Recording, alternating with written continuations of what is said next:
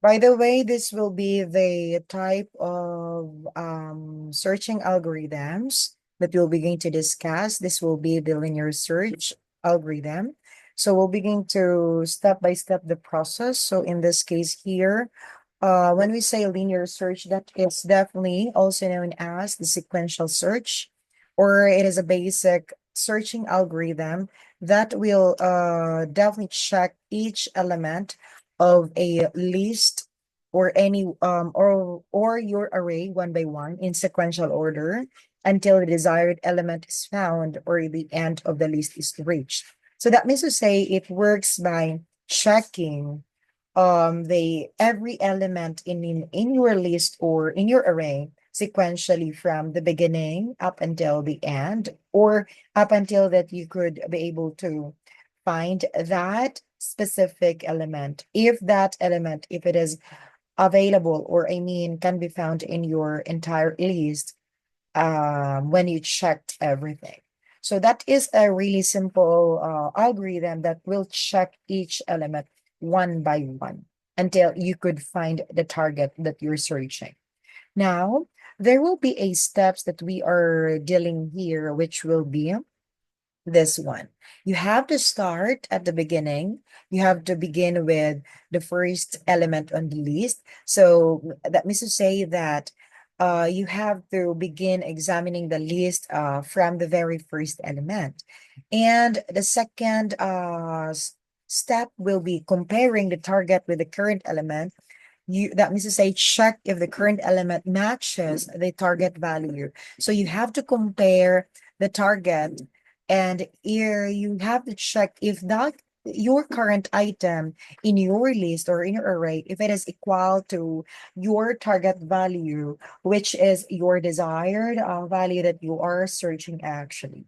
Now, for the third one, if a match is found, therefore, you have to, if the current element is equal to the target, return the index or position where the element is found. So you have to return the position or the address. Where is it located? You have to define what index or which index that kind of element located, and we're able to find that specific element. And next one will be if no match is found, move to the next element in the list. So basically here, you will just move or continue checking the next element in the list until the end once you are not able to find yet the target. And next will be repeat the step 2 and 4. You have to continue comparing each of the element with target until a match is found or the end of the list is reached. So that means to say that keep comparing each elements with a target until you were able to found that target or the specific array in your array. I mean, the specific element in your array.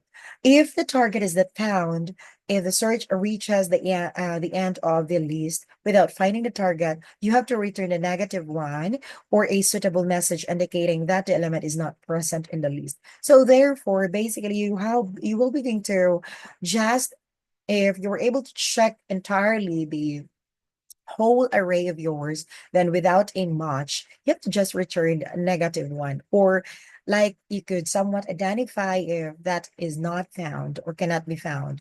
So there will be a specific time complexity and space complexity here then.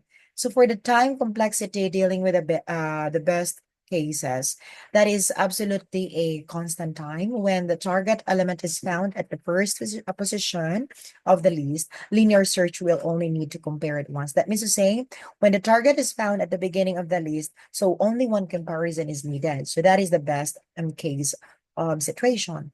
For the average case here, it will be um constant, I mean linear time, meaning that the algorithm will need to check half of the target or the elements, I mean, in the list before finding the target. Let me just say you were able to run through already the algorithm, were able to check about half of your elements before finding the target. So that is what really happened here. And next will be for the worst case. it is absolutely I'm so sorry we went back.